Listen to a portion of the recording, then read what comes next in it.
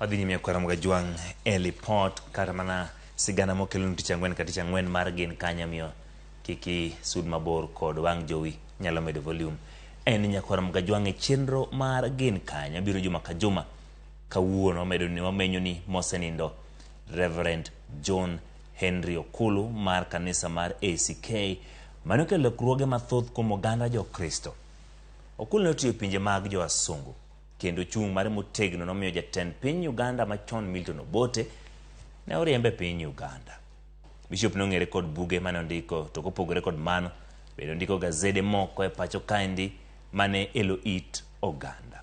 Walter Nyambaga yande olimo dala Bishop Okulu Asembo Kokise kendo mae sigana.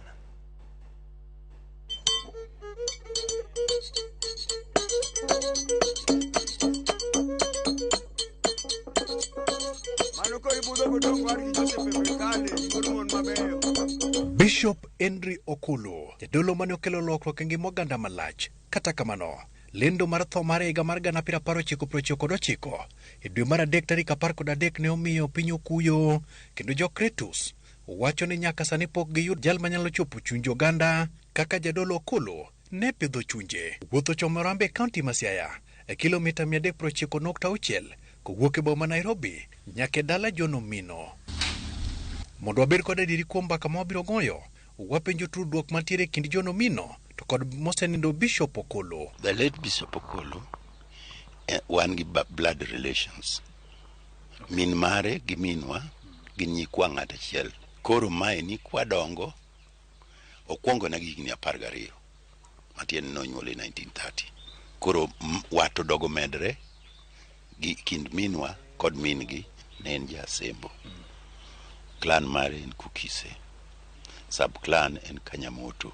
Okay. Higa mar 1929 Bishop Okulu ne onyuol kod jaduong' Ong'owo Adero kod min ode mare Ngore Nyara Laro. Kata kamano, Jo-Asembo Kokise ne ok ong'eyo ni ruotha emonyuol. Bishop Okulu ne en ng'ama muol mane weche ne tin to noloso ga mos. Okay. Manoko kama lweny nitie ok ni nyalo yude. Kama raha nitie minyalo yude. To ok raha mokalo. En raha maber. To sombe ne chalo nade? Chako skul maber malong'o Ramba kae. To gimomiyo nodhi skul, owadgi moro nitie maniluongo ni Adero nolal. To Adero no kano oduogo, to duogo kong'e somo muma, to ng'e obatisi ni Mariko. Koro ma ne miyo wuod wuon gi maduong'. Ma ne miye sirimo mar dhi e skul, ni kara skul ni wach nitie. To kodhi e skul, wuon mare ne ok dwa nodhi nikech wuon mare ne jamaranda, awacho kamano. Koro kanodhi ni gole e skul, ba wuon oluwe e skul ni dhi gole, nikech ne idwaro no okwa rombe, to gi rombe to kod nyiroe.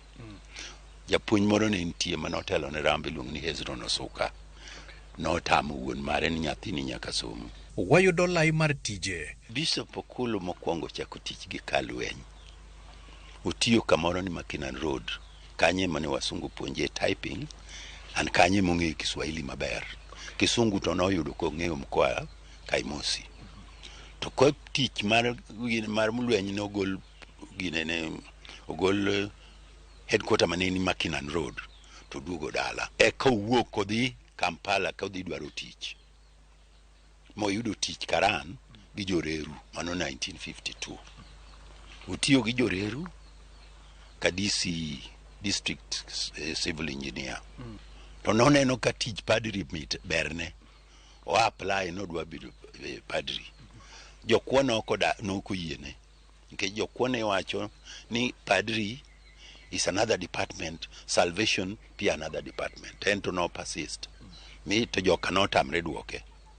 Bang'e oyud ni en ng'ama ong'e Kiswahili to ng'e Kiingereza. Koro joko padri manotelo ma msungu e Uganda noluonge. Oduogo obedo posted Uganda.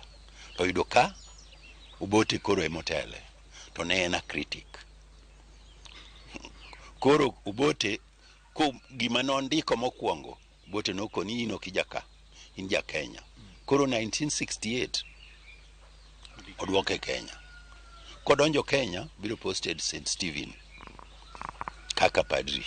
Omino yudo thuolo mar chuto sigana mar Okulu, mano obedo jandiko mathiring'inyi e gazede kaka Lengo, Pachoka. To jogi ne yudo ni koluwo ling'anyine, oyud ni ng'ani riek. Koro kawo odhi obedo editor mar Lengo.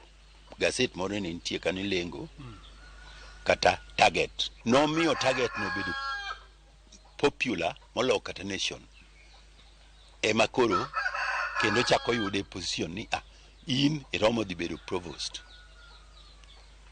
Modhi obedo provost All Saints Cathedral. Okay. Ka Bishop Agola koro dwa retire. Joma ne ong'eyo mane somo gazet no nokwe ni ng'ama dhi bedo Bishop Maseno South en Okulu. Okulu ne opogo Maseno kaluwore kod lach mare. Kane okungo donjo mochako gino to yudo ka Maseno South duong' ahinya. Mokungo create Maseno West. To mbele mar creating Maseno West, o make sure ni en ga assistant bishop. Ma ji mang'eny ne okoyie jo kanisa. To en noneno ni ng'ani ema biro kelo to emo poste Bishop Omolo West, Maseno West.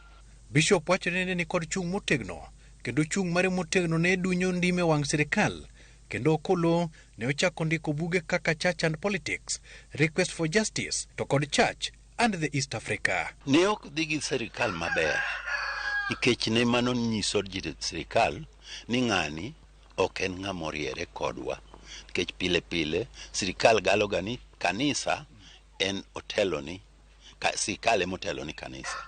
To moloyo kanisa onego bed ni otelo ni sirikal.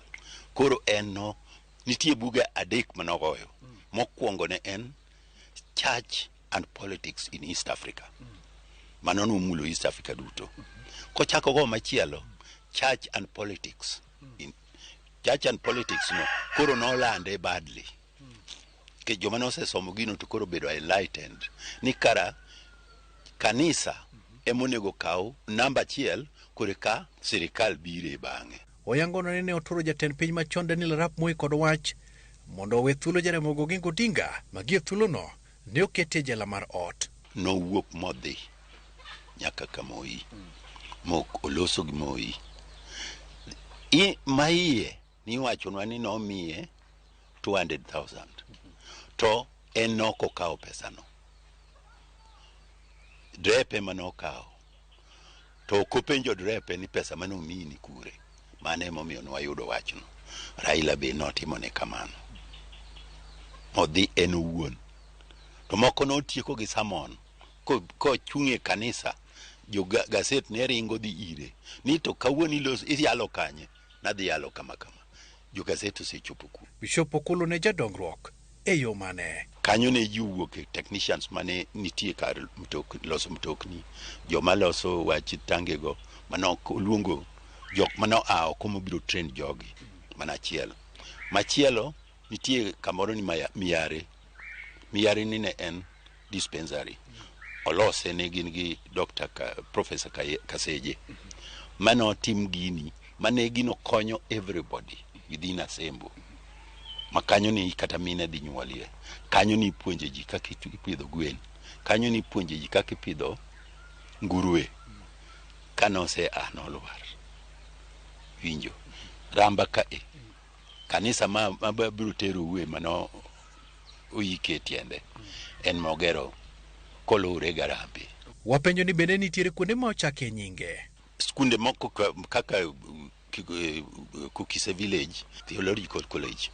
In fact, nadwa mna complain ni nitie kuonde ma jogi gi wigi owil kodgi, nyaka jo siasa be wi owil kodgi, ka girifa jomoko manotiyo matek momiyo sirikal wenge gi oyepo.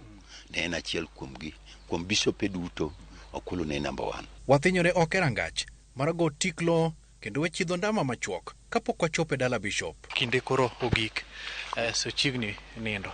Mondiko mogik en Quest for Justice. Kondiko kaka no odongo, kaka no upuonjre, di kaka ochako tich, gi kaka koro odhi tieko tich. Buge ne giendi ka nondikogi ka en kende, lwasi ne chalo nade? Lwasi ne ok long' emomiyo nobedo kende. Ne ka ji ng'ama biro chande to kodwar. Wanie dala Bishop Okulo kendo wadonjo kama ne welo betie mokwongo. Isimu agola mane Bishop ndiki bugene mos ka oketo rieko e kalatas mondo kere pinje. Kaka sa medo ndong', warango mich manoyude pinje ma oko, ka moko kuomgi gin certificate mag ling'any mag somo mane oyudo e pinje mag Amerika kanyakla kod Great Britain. Tipo mar min ode mama Esther Nyamboko Okulo bende yiengi kor ot kanyo mar chiwo rapar, mana kaka ileronwa kod nyakware Kennedy Ochieng' maleronwa ni kwar mare ne en jaratiro kendo jalno mohero ji.